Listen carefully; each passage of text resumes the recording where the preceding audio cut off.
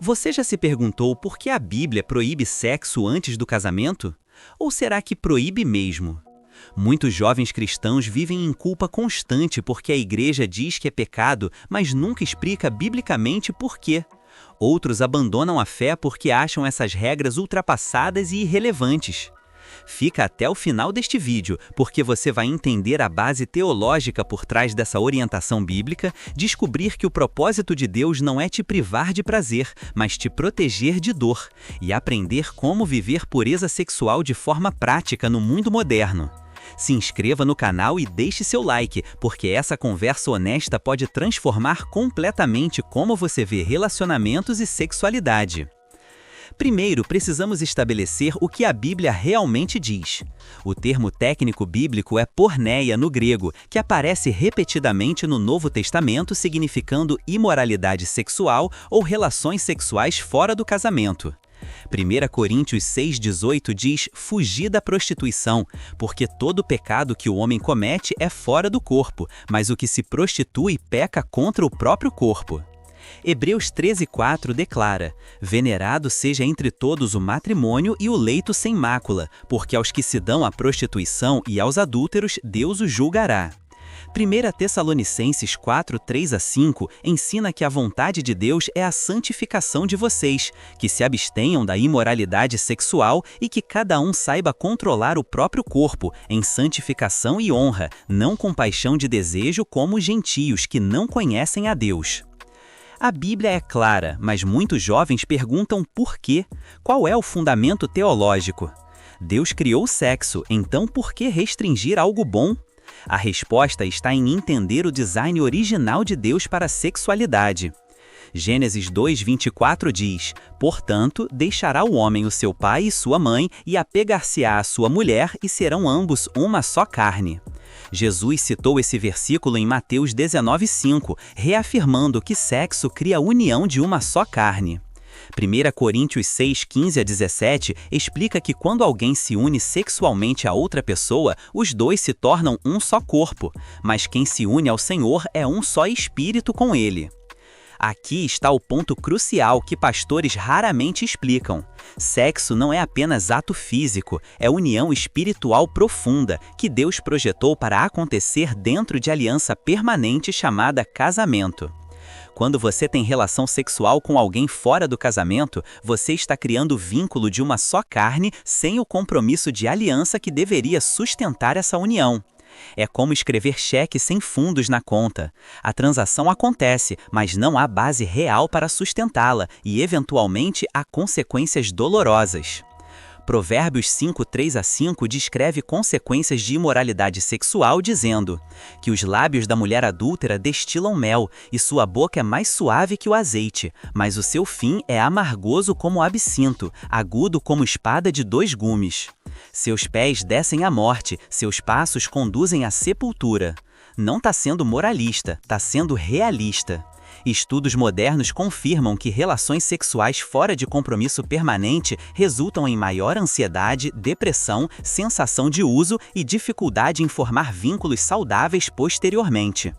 Deus não proíbe sexo antes do casamento para te privar de prazer. Ele te protege de dor que vem de união íntima sem compromisso. 1 Coríntios 6:19-20 adiciona outra camada. Ou não sabeis que o vosso corpo é o templo do Espírito Santo que habita em vós, o qual tendes da parte de Deus, e que não sois de vós mesmos? Porque fostes comprados por bom preço, glorificai, pois, a Deus no vosso corpo. Para cristãos, nosso corpo não é nosso para fazer o que quisemos, pertence a Deus que nos comprou com sangue de Cristo. Sexualidade deve ser vivida de maneira que glorifique a Deus, e isso acontece dentro do casamento que reflete relacionamento de aliança entre Cristo e Igreja, conforme Efésios 5:25-32. Mas como viver isso praticamente no mundo moderno, onde sexo antes do casamento é completamente normalizado? Primeira pergunta prática: estabeleça limites físicos claros antes de estar na situação. Decida com antecedência até onde pode ir fisicamente no namoro. Segunda pergunta: evite situações de tentação desnecessárias. Não fique sozinho com o namorado ou namorada em ambientes privados por períodos longos, especialmente à noite. Terceira, cultive intimidade emocional e não apenas física. Relacionamentos saudáveis têm múltiplas dimensões. Quarta, busque prestação de contas. Tenha amigos cristãos maduros que podem perguntar honestamente como está sua pureza sexual. Quinta, case-se. 1 Coríntios 7:9 diz que se não podem exercer domínio próprio, casem-se, porque é melhor casar do que abrasar-se. E falando em viver pureza sexual em um mundo cheio de tentações e pressões intensas e fortalecer sua vida espiritual para vencer batalhas diárias, preparei algo poderoso. É a coleção Batalha Espiritual, com 5 e-books 100% bíblicos.